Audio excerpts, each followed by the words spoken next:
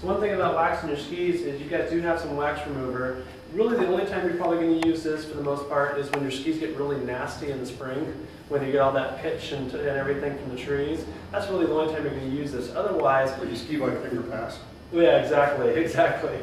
So otherwise, you really, I mean, it doesn't hurt to have layer on top of layer on top of layer of wax. Actually, the more wax, the better.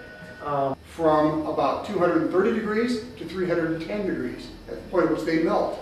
Okay, the waxes that are for warmer conditions, okay, those have a lower melting point. The ones for colder snow conditions have a higher, up to 310 degrees. Okay, and you have to pick the right one for that if you want the wax to melt properly. Surface wax is if you actually melt it on, you leave a layer that you can actually scrape off with your fingernail. That's surface wax. Yeah. You don't want that on there. Right. Okay, what you want is wax that has impregnated the pores of the PTEX, the base. You can't get too much on. Once you fill up every single pore, no more will go on. Right. Okay, but in one wax job, you probably won't get every pore filled. Okay, Most likely. most likely. It's highly unlikely you'll get them all filled, and that's what you're going for, is to fill all those pores. Okay, but the stuff on the surface, yeah, you can. If it's thick on the ski, it's just going to flake off and leave a very rough surface for you.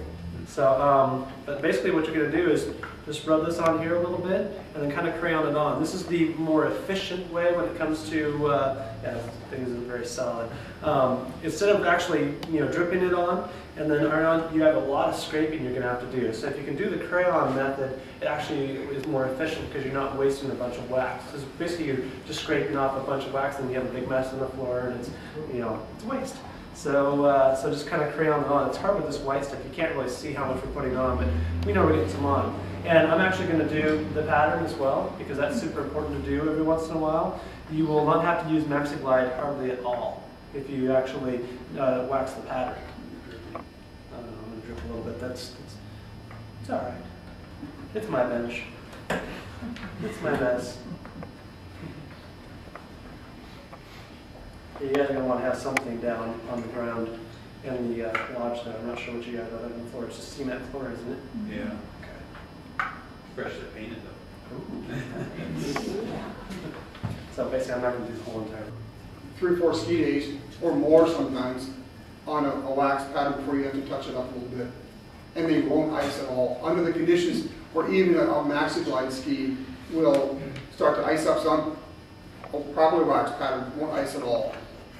I mean, absolutely zip. Everybody else will be walking around on 3 inches of snow, and you'll be gliding. I mean, it's just, first time I tried it was a Cradle Lake trip, and I couldn't believe the difference. I mean, it was just night and day. Kicks just fine. Yeah. I mean, it's. I had no problem with grip. The ski would glide. I mean, I was cruising down gradual downhill where everybody else was double pulling the whole way. And it was just like, okay, you made your point. So the question is, how do you get the excess wax out of here, right? That's the question. No. Because you kids still can't get into grooves. A lot of paper towels. So, heat it up, and then you wipe it out. And cause trouble.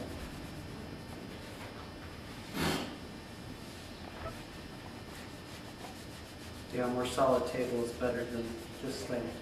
Is this a wax? The part that he's doing now, using the iron on this, you could also substitute a hairdryer.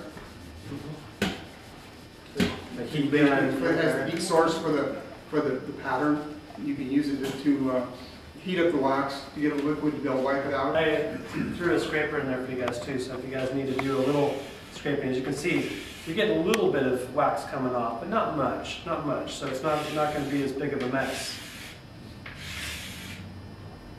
Then just for me, what I do to ensure that it's really getting into that base, you guys do have a cork as well. So, and this, you can use this for multiple things. I mean, when it comes to, getting the ski ready to go. But this is at least going to take anything that there's like maybe high points in the wax, or because you didn't scrape it all totally flat. Because some skis are concave, some are convex, so it kind of depends on the ski. But this is at least going to push that in that base and flatten everything out. If you have a convex one, you'll know it. They have no bad in turning.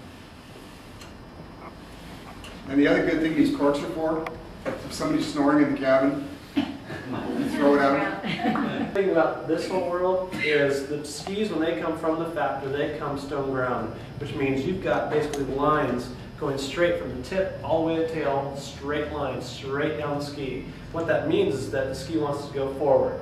It wants to go flat. And that water that you're creating basically is going to just slide right down that ski. It's not going to suction to the snow. So it's going to actually slide down the ski.